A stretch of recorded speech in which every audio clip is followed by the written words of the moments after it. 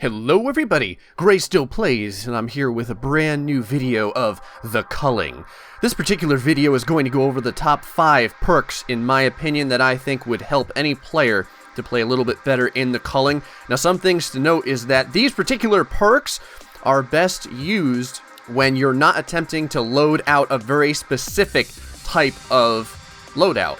There's certain perks that have good synergy together, like various blade or axe perks, but these perks are just always good on their own. So if you don't know what else to pick, they're pretty much always a safe bet to go through.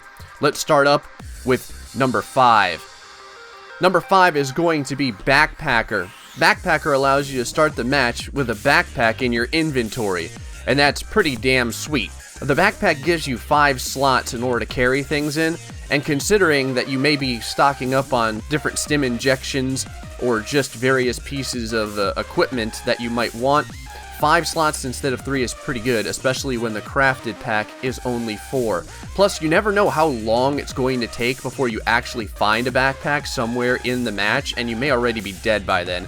So starting with 1 is pretty damn good in my opinion.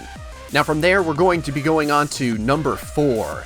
Number 4 is the Man Tracker. Starting match with the Man Tracker in your inventory is actually pretty good, especially for a new player.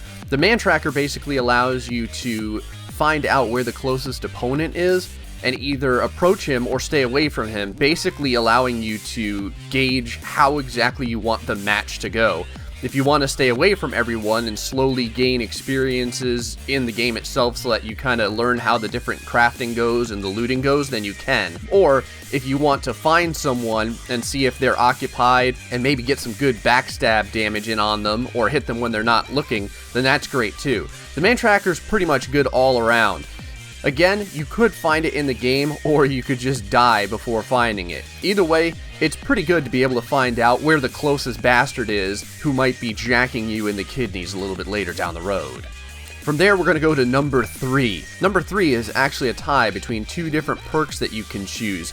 Now before, I would have said number 3 easily belongs to Leg Day. However, the problem is that recent changes have made Leg Day a little bit less impressive. Before, it was a 10% movement speed and sprint stamina cost adjustment, and now it's only 7%.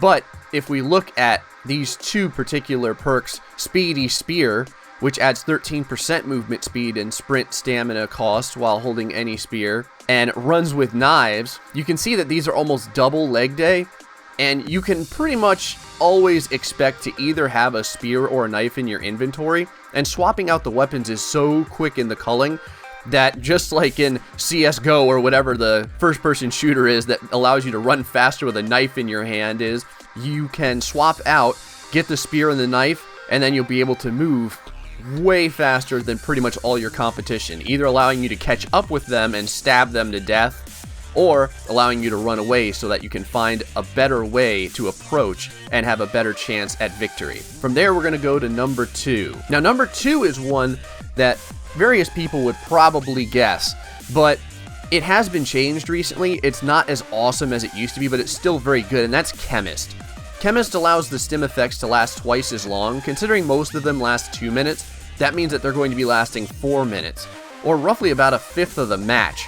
That's pretty good, especially when you consider that you're going to be attempting to probably win, which means you're going to be trying to find people, and when you're trying to find them and you're all stimmed up on the various effects, it really helps. Now from there, we're going to be going to the number 1, and this one probably everyone knew, but if you don't know about it, then you should really try it, and that's Stealthy. Stealthy is absolutely ridiculous.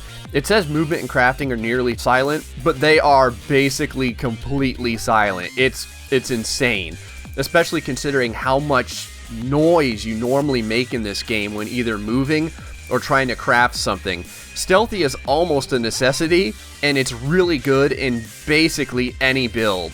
In fact, some people consider it just non-optional to the point where it's involved in almost every build, and for that reason it earns its space in the number 1 slot of best perks. Anyway folks, hope you found this top 5 for the various perks in my opinion that are the best out of the bunch. Like I said, there's a lot of very interesting perks here, but some of them are really niche. So when you learn how to use a specific weapon very, very well, you can probably exchange a lot of these perks out for perks specific to that weapon.